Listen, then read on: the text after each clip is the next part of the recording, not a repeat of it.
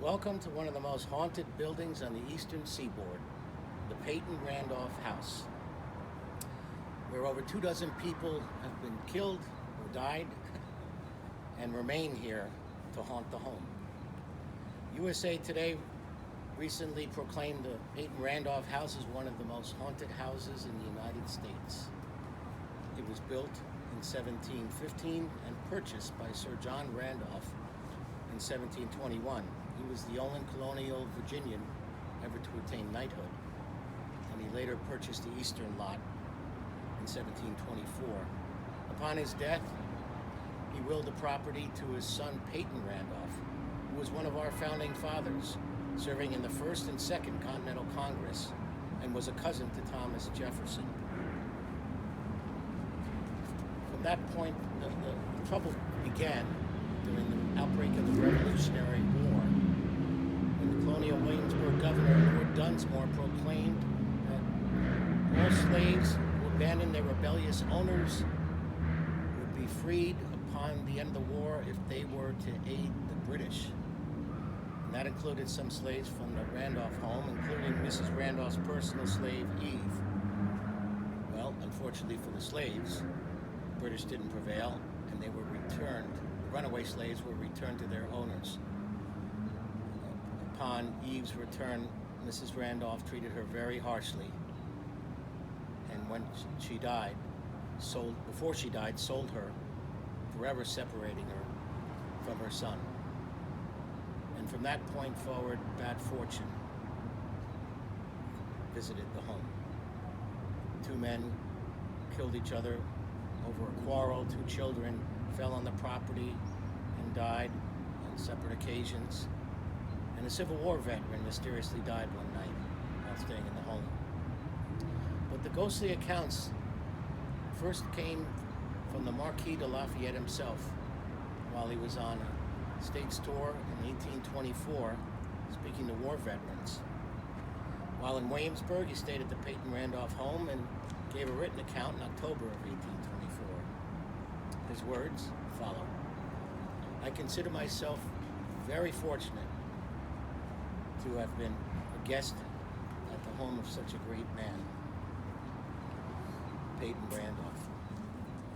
But upon my arrival and entry into the foyer, I felt a hand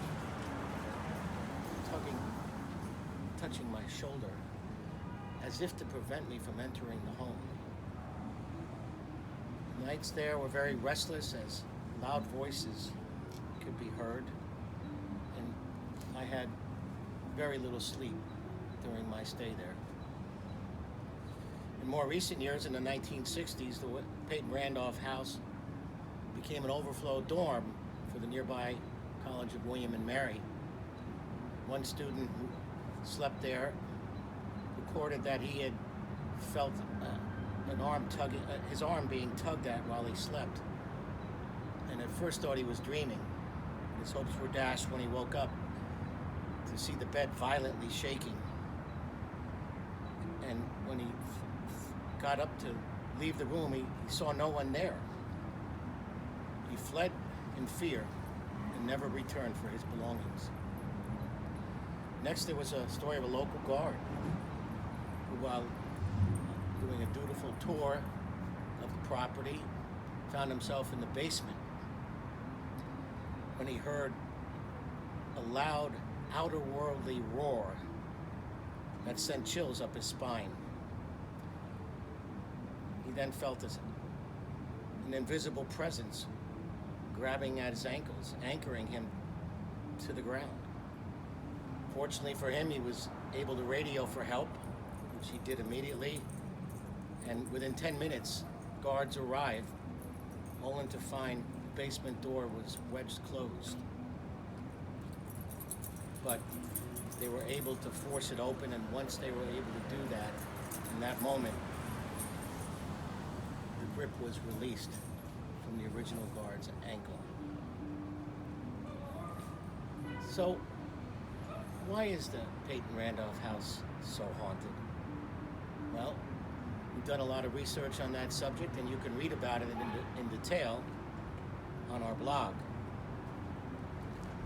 But in the 1930s, Colonial Williamsburg had hired 2 archaeologists to do some digging, and they found 2 Indian burial sites on the eastern lot of the property that they reported and recommended never be disturbed. They also, by doing some superficial digging of about 8 inches, found Indian pottery and Native American artifacts. And people who lived in the area while constructing their basements found the same, claiming ownership to most of what they found. But that being said, the Peyton Randolph house was also used for a tunnel in 1941. The National Park Service began digging on that same eastern lot where they had to disrupt those Indian graves in order to build the tunnel, which became the National Historic Parkway. And considering that all these occurrences that went on for 200 years, and the 2 graves that were discovered and all the artifacts and pottery, it's pretty easy to assume that there were many more Native American graves in and around the area of the Peyton Randolph house. So that's the best explanation we have for all these ghostly hauntings and paranormal activity that give the Peyton Randolph house the title of the most haunted house in Williamsburg. Even our tour groups recently, 6 of them with EMF detectors that were fully charged when we began the tour, found that the batteries were dead as soon as we started talking about the history of the home. Other groups have had problems with their cell phone and devices rebooting or freezing up under the same circumstances. And the most telling story of all was a dark summer balmy night when the temperature plunged 20 or 30 degrees, going from very hot and uncomfortable to almost frigidly cold. People in that group who remember it had chills sent up their spines for more than one reason. I can't imagine what presence must have passed through there to make that happen in just a few seconds' time. But there have been sound device boxes that have recorded messages to tour groups, other tour groups, and they all say the same thing. Leave. We don't want you here. The voices are universal in their message. And although the messages are delivered in different ways, some are very polite, others use very colorful language, others use very foul language, but the message is clear. Get out.